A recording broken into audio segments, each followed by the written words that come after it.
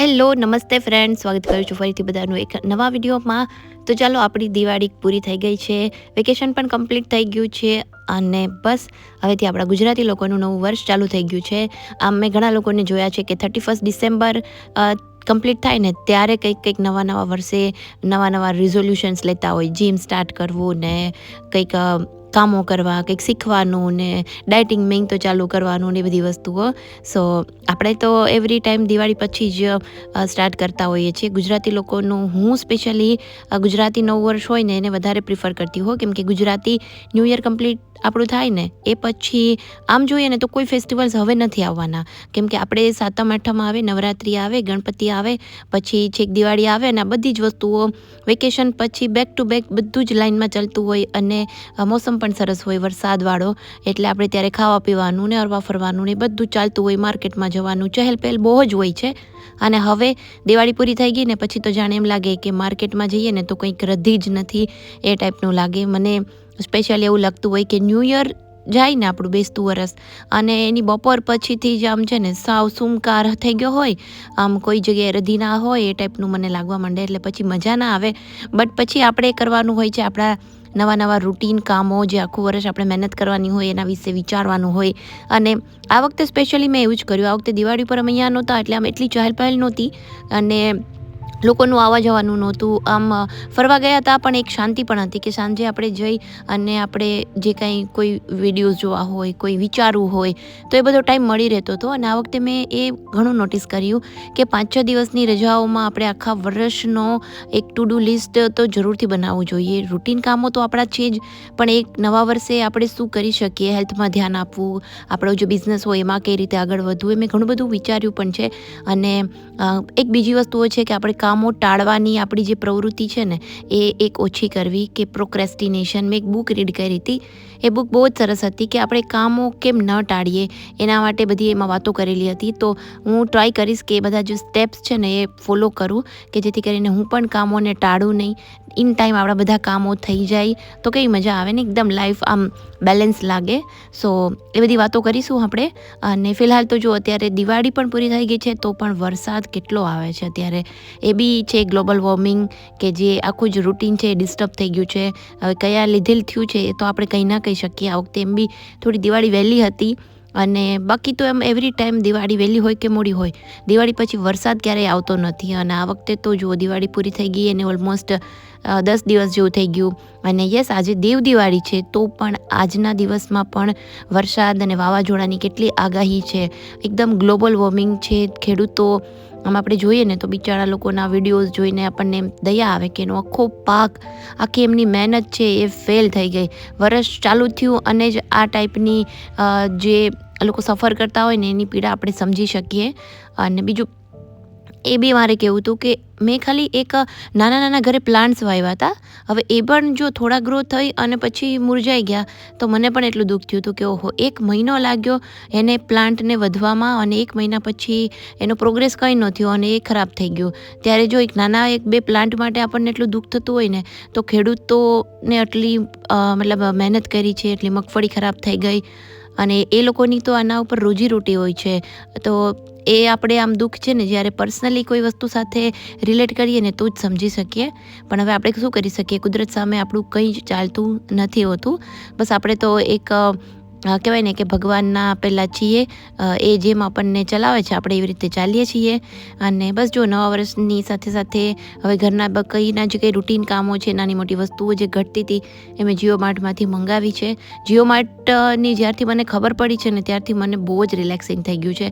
કાંઈ બી નાની મોટી વસ્તુઓ ઘટતી હોય એટલે તરત જ જીઓ માર્ટમાંથી ઓર્ડર કરી દઈએ, એટલે એકસાથે આમ લેવા જવાનો કંટાળો બી આવતો હોય છે. પહેલાં મારે એવું જ થતું કે પહેલાં છે ને જ્યારે બી ગ્રોસરીઝ લેવા જતી ને હું, તો મારો હાફ ડે, જેમ કે મોર્નિંગમાં ગયો ને તો મોર્નિંગનો આખો દિવસ છે એ ત્યાં શોપિંગ માર્ટમાં શોપિંગ બધી કરવામાં થાય, પછી ઘરે આવીને એ બધી વસ્તુઓને ગોઠવવામાં બી જોઈએ હાફ ડે જતો રહે ઘરના કામોની સાથે સાથે. તો એક આખો દિવસ છે ને વેસ્ટ થઈ જતો. બટ હવે આ જીઓ માર્ટમાંથી જ હું બધી શોપિંગ કરું છું, કે જેવી કોઈ એક વસ્તુ ઘટતી હોય એટલે તરત જ ઓર્ડર કરી દેતી હોય. જેવું આવે એવું તરત જ એ 1-2 વસ્તુ હોય એટલે આપણે તરત જ એને છે ને પ્રોપર પ્લેસ ઉપર રાખી શકીએ. નવા વર્ષે મેં છે ને ઘણી બધી વસ્તુઓ વિચારી છે કે તો ટાઈમ મેનેજમેન્ટ કરવું, એક વર્ક પેટર્ન બનાવવી. મારા હસબન્ડ મને બહુ જ કહેતા હોય કે એક વર્ક પેટર્ન બનાવવી જોઈએ કે જેથી કરીને આપણું કામ છે એ ઇઝી બને. એમને બી હોસ્પિટલમાં જ ટાઈપનું રાખ્યું છે, એક વર્ક પેટર્ન બનાવી લીધી છે કે જેના લીધે એવરી ડે આપણે આમ છે ને રેસલેસ ન થઈ જાય કે આ કરવાનું છે, ઓલું કરવાનું છે. એક વર્ક પેટર્નમાં આપણે કામ કરીએ ને ત્યારે એકદમ બધું ગમે એટલું કામ હોય ને એકદમ સ્મૂધલી બધા કામ ચાલતા હોય છે. સો સેમ વસ્તુ હવે હું એ બધી ઘરમાં પણ ફોલો કરવાની છું કે જેથી કરીને મને થોડો એક્સ્ટ્રા ટાઈમ મળે, થોડું ડિસ્ટ્રેક્શન જે આપણને થઈ જતું હોય ને, વારે વારે આપણે મોબાઈલ લઈને બેસી જતા હોઈએ છીએ કેમ કે ઇન્સ્ટાગ્રામ ને એ તો ખરેખર બધી વસ્તુ છે જ કે ઇન્સ્ટાગ્રામમાં એકવાર રીલ્સ જોવા જ લાગી જઈએ ને એટલે રીલ્સને સ્ક્રોલ કરતા જઈએ અને પછી આપણને અચાનકથી ખબર પડે કે ઓહો આપણે તો કેટલો ટાઈમ મોબાઈલમાં સ્પેન્ડ કરી દીધો અને પછી સડનલી આપણને મૂડ પણ નથી હોતો કંઈ કામ કરવાનો.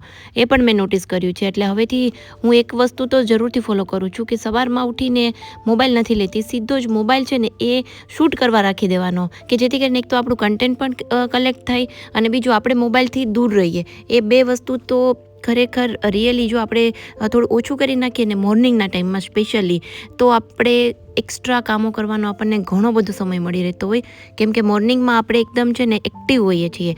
જે કામ આપણે સાંજે 2 કામ કરી શકતા હોઈએ ને એવા 4 કામ છે ને મોર્નિંગમાં આપણાથી થઈ જતા હોય સેમ ટાઈમમાં.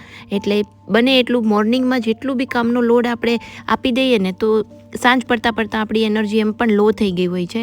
એટલે મારું પર્સનલી એવું જ છે કે બપોરે જમ્યા પછીથી ધીમે ધીમે મારી એનર્જી લો થતી જતી હોય છે. સાંજના ટાઈમ પર મને કોઈ નવીન કામ કરવાનું મન નથી થતું એટલે હું જે કાંઈ બી કામો હોય એ મોર્નિંગમાંથી જ ચાલુ કરી દેતી હોઉં છું, પછી એ ગમે ત્યારે કમ્પ્લીટ થતા હોય. સો બસ જો સવારમાં અહીંયા નાહી લીધું, ભગવાનની પૂજા પણ થઈ ગઈ છે, ગ્રોસરીઝ પણ મંગાવી લીધી, બધું જ મંગાવીને રાખી દીધું છે. આજે રાતે મારે બનાવવાનું છે હમ્મસ. મારા હસબન્ડને હમ્મસ અને પિત્તા બ્રેડ એ બહુ જ ભાવતી હોય છે અને એમાં જ્યારે બી ફોરેનથી આવે ને એટલે એમ જ કે હમ્મસ બનાવને. મેં ઘણી વખત બનાવેલું છે, મેં ક્યારેય કદાચ યુટ્યુબમાં શેર નથી કર્યું બટ જો આ વખતે શેર કરું કે નહીં મને આઈડિયા નથી કેમ કે હવે સાંજે કેવો ટાઈમ રહે ને એના ઉપર ડિપેન્ડ છે. બટ અત્યારે મેં છોલે ચણા પલાળીને રાખી દીધા છે એટલે રાતે બનાવું છે એટલે મોર્નિંગમાં પલાળીને રાખી દઈએ તો ચાલે. અને સાથે સાથે લસણ પણ થોડું ફોલવાનું હતું. લસણ પણ મારા માટે એક થેરાપ્યુટિકનું કામ કરે. લસણ ફોલું તો મને બહુ મજા આવે.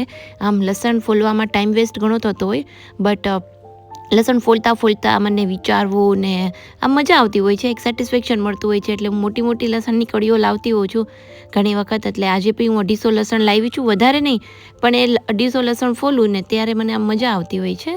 સો ચલો ત્યારે છે ને બસ એ જ મેં બધી કળીઓ અલગ કરીને રાખી દીધી છે. સાંજે જ્યારે ટાઈમ મળશે ત્યારે આરામથી બેઠા જે લસણ છે એ ફોલીશ. 2-3 દિવસ આ ચાલશે. અહીંયા આવી જ રીતે પેલા ઉપર રાખી દઈશ, જ્યારે બી ટાઈમ મળે એટલે થોડું સાફ કરતી રહીશ. સો ચાલો હવે થોડી વાર બેસી જાઓ. અહીંયા લસણ ફોલતા મને ઘણા બધા વિચારો આવે. એ વિચારો હવેથી હું એ જ કરું છું કે ડિસ્ટ્રેક્શન છે ને એ ઓછા કરવાની કોશિશ કરું છું. જેમ કે વિચારોમાં બી સ્પેસિફિક વિચારો આવે ને એ જ ટાઈપનું વિચારવાનું કે લાઈક બીજા કોઈ થોટ્સ આવે, નેગેટિવ થોટ્સ આવે કે કોઈ આગળ પાછળની વાતોના થોટ્સ આવે તો એવું નહીં, ડાયરેક્ટ આમ માઇન્ડને છે ને હું ડાયવર્ટ કરી લઉં કે નહીં આવા વિચારો આપણે નથી કરવાના. આપણે કઈ રીતે કામમાં આગળ વધવાનું બસ એ જ વિચારવાનું છે કે એક તો આપણે આપણો પોતાનો પ્રોગ્રેસ કઈ રીતે કરવો, આપણા બિઝનેસનો પ્રોગ્રેસ કઈ રીતે કરવો અને કિડ્સ, મેઇન વસ્તુ કિડ્સ પણ હોય છે કે 5 થી 6 વર્ષના જેમના બાળકો હોય એ બધા નાના બાળકો હોય એના ઉપર પણ કઈ રીતે ધ્યાન દેવું. કેમ કે મારો સન બી ટ્યુશન નથી જતો એટલે એનું આખું ટ્યુશનનું હવે ઘરે હું કરાવતી હોઉં છું. બપોરે 2 કલાક હું એને ટ્યુશનમાં મારી પાસે બેસાડતી હોઉં છું. તો હવે હું એ જ વિચારતી હતી કે હવે એના ટ્યુશનમાં જે સિલેબસ છે આગળ કઈ રીતે કરવું. કેમ કે ઓબ્વિયસલી સ્કૂલથી થોડા અમે આગળ ચાલીએ છીએ, સ્કૂલમાં હજી એટલો બધો કોર્સ નથી ચાલ્યો બટ થોડું હું એને આગળથી કરાવતી હોઉં છું કે જેથી કરીને એને સ્કૂલમાં બધું ઇઝી લાગે તો એને મજા આવે સ્કૂલમાં. તો આજે હું એ જ વિચારતી હતી કે હવે એના જે સ્કૂલનું કોઈ જે પ્લાન મેં બનાવીને પહેલાં રાખ્યો તો એ બધું મેં દિવાળી પહેલાં કમ્પ્લીટ કરી દીધું. તો હવે આપણે એના માટે શું વિચારવું એ બધા વિચારોની સાથે જો મોર પણ આવી ગયો છે એવરી ડે. હવે તો મોર ન આવે એવું બનતું જ નથી એમ કે અત્યારે વેધર એટલું સરસ છે ને કે રોજ જે મોર છે ને એ આપણા વિડીયોમાં જોવા તમને મળશે જ. મોર અહીંયા મને રોજ એ દર્શન દેવા આવી જ જતો હોય છે. સો ચાલો ફ્રેન્ડ્સ, નાની મોટી વાતો સાથે આ વિડીયો આપણે અહીંયા જ એન્ડ કરીએ. નવું વર્ષ બધા માટે સુખ શાંતિ સમૃદ્ધિ લઈને આવે એવી જ ભગવાન પાસે પ્રાર્થના કરું છું. અને બસ જલ્દીથી મળીશું નવા વિડીયો સાથે. આજે છે દેવ દિવાળી, તો બધાને હેપી દેવ દિવાળી. ખૂબ જ ફટાકડા ફોડો. આજે આમ ઓફિશિયલી લાસ્ટ ડે કહેવાય ફટાકડા ફોડવાનો, અને આજે સન્ડે પણ છે, સો એન્જોય કરજો. ચાલો આપણે મળીશું નવા વિડીયો સાથે. ત્યાં સુધી બધાને બાય બાય, આવજો. અને યસ, વિડીયો ગમે તો વિડીયોને લાઇક કરજો, શેર કરજો, કમેન્ટ કરજો વિડીયો કેવો લાગ્યો. અને ચલો આપણે ફ્રેન્ડ્સ અને ફેમિલી સાથે શેર કરજો કે જલ્દીથી હવે 5000 સબસ્ક્રાઈબર્સ છે એ પૂરા કરવામાં તમારા બધાની હેલ્પની જરૂર છે. અને આ છે આપણો જો નવો પ્લાન્ટ, આ મેં એક લીધો છે નવો, કેમ કે મને પ્લાન્ટ્સ પણ બહુ જ ગમતા હોય છે. એટલે મતલબ એકાદો પ્લાન્ટ ખરાબ થાય એટલે તરત જ નવો લઈ લેતી હોઉં છું. મેં 2 પ્લાન્ટ લીધા છે. એક તો આ છે, આમાં ખાલી કલરફુલ પત્તા આવે પછી ગ્રીન થઈ જતા હોય એ ટાઈપનો જ છે. સો બીજો પ્લાન્ટ લીધો છે, હું નેક્સ્ટ વિડીયોમાં જરૂરથી બતાવીશ. તો આ વિડીયો માટે આટલું જ. ચાલો મળીશું આવતીકાલે. ત્યાં સુધી બધાને બાય બાય, આવજો, ટેક કેર.